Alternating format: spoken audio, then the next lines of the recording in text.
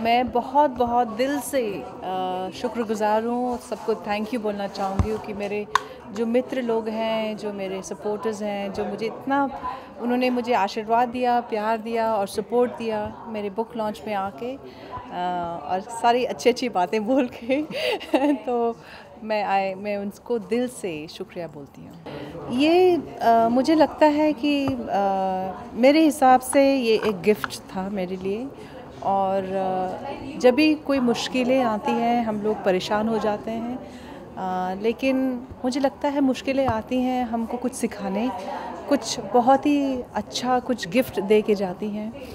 और मेरे हिसाब से एक मुझे तो कैंसर आया और झंझोड़ दिया, लेकिन अब मैं वापस मुड़ के जब देखती हूँ तो इतना कुछ दिया मुझे, एक नया अंदाज़ जीवन को देखने का दिया, एक नया हौसला दिया और मुझे पूरी तरह से आई फील कि मुझे ये एहसास हुआ कि जीवन जो होती है कितना महत्वपूर्ण है और जो अपना हेल्थ कितना महत्वपूर्ण है, तो ये सब का मुझे अवेयरनेस हुआ। Ma'am, was it very emotional to revisit that phase for the book again? Yes, indeed it was, because to be able to remember everything in detail, to be able to just revisit and stay with that and each and every detail, it was really painful. और मैं तो बहुत बार किताब को बंद कर चुकी थी। मुझे लग रहा था कि मैं ख़त्म नहीं कर पाऊँगी किताब, मुझे लग रहा था कि मैं लिख नहीं पाऊँगी किताब। तो काफ़ी बार ऐसा हुआ कि मुझे लगा कि this was a bad idea and I should not attempt writing, so मैंने किताब को काफ़ी बार बंद भी किया। What kept you going?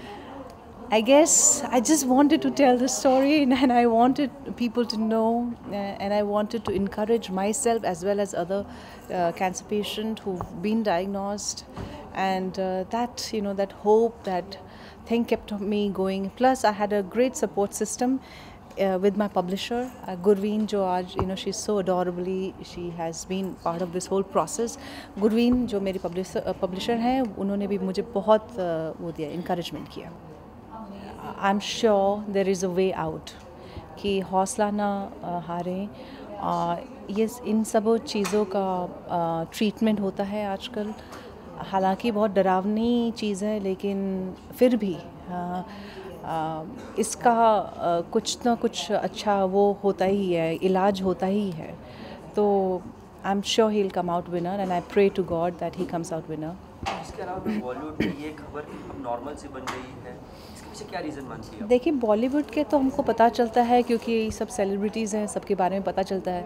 ये बहुत ही डरावनी चीज़ हमारी सोसाइटी में है, जो कि हम लोग को बाहर के जितने भी होते हैं हमको पता नहीं चलता है। ये अमेरिका में जो स्टैटिस्टिक मैंने पढ़ा था कि डेवलपिंग कंट्रीज़ में होने वाले हर एक 3 व्यक्ति में 1 को कैंसर होगा।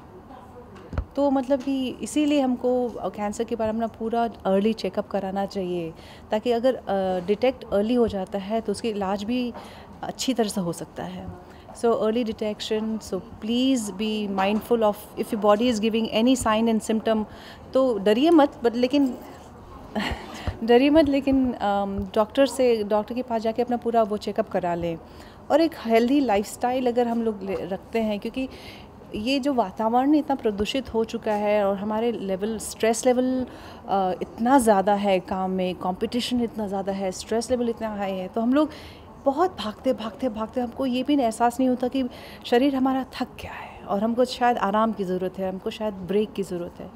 ये एक साइन होता है एक ज़िंदगी को देने में कि भैया अभी तुम रुक जाओ, बहुत दौड़ लिए, बहुत भाग लिए, रुक जाओ, अपने आप को देखो,